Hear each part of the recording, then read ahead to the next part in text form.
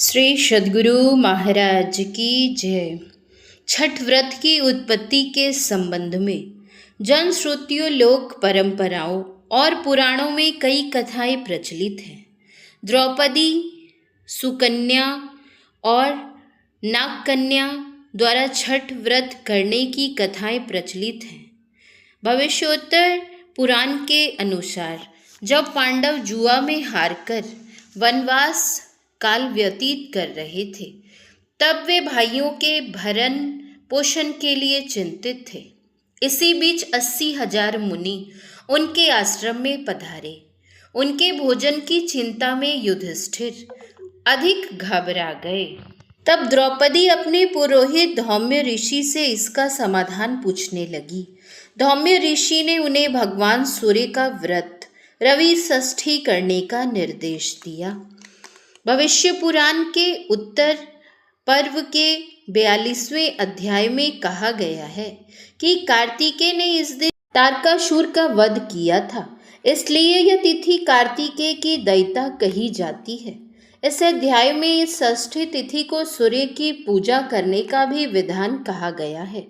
महाभारत में भगवान सूर्य द्वारा द्रौपदी को अक्षय पात्र देने का जो आख्यान है, उसी से इसे जोड़ा गया है। महापर्व छठ के संबंध में महर्षि संत सेवी परमहंस जी महाराज ने कहने की कृपा की है। सूर्य में कोई तिथि नहीं होती, तिथियां चंद्र में होती हैं। जब षष्ठी का चंद्र रहता है, तब शाम के समय पहला अर्घ दिया जाता है, जिसे पहली पूजा कहते हैं। इसमें सूर्यास्त के बाद चंद्र दर्शन करते हैं। दूसरे दिन जब सूर्योदय होता है, फिर अर्घ्य दिया जाता है। इसे दूसरी पूजा कहते हैं। संतजन बतलाते हैं कि छठ पूजा या षष्ठी व्रत जो बाहर में लोग करते हैं, वह सांकेतिक है। वास्तविक छठ पूजा तो अपने अंदर की जाती है, जिससे मानव का परम कल्याण होता है। एक बंगाली महात्मा योगी पंचानन भट्टाचार्य ने कहा है, मूलाधारा बधी पंच चक्र भेदी, आज्ञा चक्रे यदि थाक निर्बधी, देखिवे से निधि जाबे भव्याधि, भासी से आनंद सागरे। शरीर के अंदर मूलाधार, स्वाधिष्ठान, मणिपूरक, अनाहत और विशुद्ध इन 5 चक्रों का भेदन करके जब आज्ञा चक्र में जाओगे तो वह खजाना मिलेगा कि तुम्हारे सारे दुख दर्द समाप्त हो जाएंगे और तुम आनंद के सागर में गोता लगाओगे। वहाँ कैसा आनंद मिलेगा? तो वे कहते हैं, आनंदे आनंद बाढ़े प्रतिखन, दशेंद्रिय थाके शून्यते बंधन, रिपुचय पराजय सकली आनंदमय, अनुभव मात्र रहे और सब पाए लय, जीवन जीवने जीवन थाके ना। तुम्हारी खट रिपु काम, क्रोध, लोभ, मोह, मद और मात्सर्य, ये सब हार जाएंगे। 10 इंद्रियां थक जाएंगी और उत्तरोत्तर आनंद बढ़ता ही जाएगा। वास्तविक छठ पूजा आज्ञा चक्र, जिसे छठा चक्र भी कहते हैं, उसमें प्रवेश करने के बाद ही आरंभ होती है। साधक अंत साधना के द्वारा जैसे ही आज्ञा चक्र से सहस्त्रदल कमल में पहुंचता है, उसे चंद्र दर्शन होता है। यहाँ षष्ठी व्रत का पहला अर्घ पूरा होता है।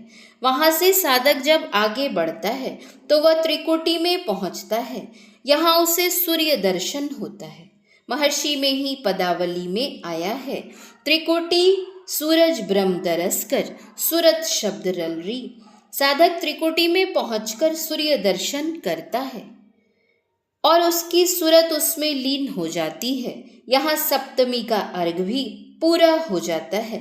हम लोग नित्य गायत्री मंत्र का पाठ करते हैं। ओम भूर्भुवः स्वः तत्सवितुर्वरेण्यं भर्गो देवस्य धीमहि धियो यो न प्रचोदयात्। यह सविता क्या है? सविता के अनेक अर्थों में एक अर्थ सूर्य भी होता है। यह सूर्य बाह्याकाश का नहीं, अंतराकाश का है। बाह्याकाश के इस सूर्य को सभी जानते हैं। इसमें आप कितना प्रकाश देखते हैं, जबकि यह जड़ सूर्य है और आपके अंदर में चैतन्य सूर्य है। उसका प्रकाश कितना और कैसा हो। एक ब्राह्मण देवता थे। वे अंत साधना करते थे। अन्य ब्राह्मण भी जिस तरह बाह्य पूजा अर्चना वंदना तर्पण होम आदि करते थे उस तरह वे नहीं करते थे। उनकी धर्मपत्नी जब आस पड़ोस में घूमने फिरने अथवा किसी कार्य विशेष से कहीं जाती तो उनसे महिलाएं कहती, अरे तुम तो ब्राह्मणी हो, लेकिन तुम्हारा विवाह शूद्र से हो गया है। तुम्हारे पति तो कभी संध्या वंदन पूजा पाठ आदि कुछ करते ही नहीं हैं। ब्राह्मणी घर लौटकर आती और पतिदेव से सारी बातें कहती। उनके पतिदेव सुनते और मुस्कुरा कर रह जाते, कुछ बोलते नहीं। इसी तरह कितने दिन बीत गए। ओपालम सुनते सुनते बेचारे ब्राह्मणी तंग आ गई। पुनः एक दिन एक पड़ोसिन महिला ने उन्हें बहुत तरह से बहुत कुछ कह दिया। उस दिन वह बहुत दुखी होकर रो रोकर अपने पतिदेव से कहने लगी, पतिदेव, मैं पड़ोसिनों का ताना सुनते सुनते तंग आ गई हूँ।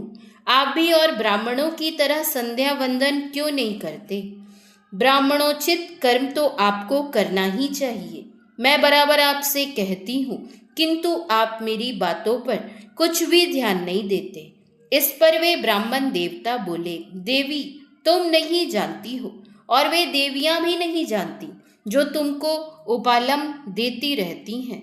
अरे सुनो, हृदाकाशे चिदादित्य सदा भासति भासति नास्त मेति न चोदेति कथं संध्या मुपास्य महे। मैत्रेयोपनिषद। अर्थ, हृदय आकाश में चैतन्य रूप सूर्य बराबर उगा रहता है, न कभी अस्त होता है और न कभी उदय लेता है। संध्या कैसे करूं? संध्या किसको कहते हैं? जब रात्रि का अंत होता है और दिन का प्रारंभ होता है तो उन दोनों की संधि बेला को संध्या कहते हैं। इसी तरह जब दिन का अंत होता है और रात्रि का प्रारंभ होता है उसको भी संध्या कहते हैं तथा एक मध्याह्न काल को संध्या कहते हैं। यही त्रिकाल संध्याएं हैं। बाहर के सूर्य का उदय और अस्त होता है, किंतु हमारे अंदर में चैतन्य रूप सूर्य है जो बराबर उगा ही रहता है। वह न तो कभी उगता है और न कभी डूबता है। राम प्रताप रूपी सूर्य जब जिसके हृदय में प्रकाश करता है तब उसके हृदय में पछिले बारही जो बाद में कहे गए हैं अर्थात ज्ञान विज्ञान सुख संतोष विराग विवेक आदि बढ़ जाते हैं, और जो पहले कहे गए हैं अर्थात अज्ञान पाप काम क्रोध मोह मद आदि सभी विनाश को प्राप्त होते हैं।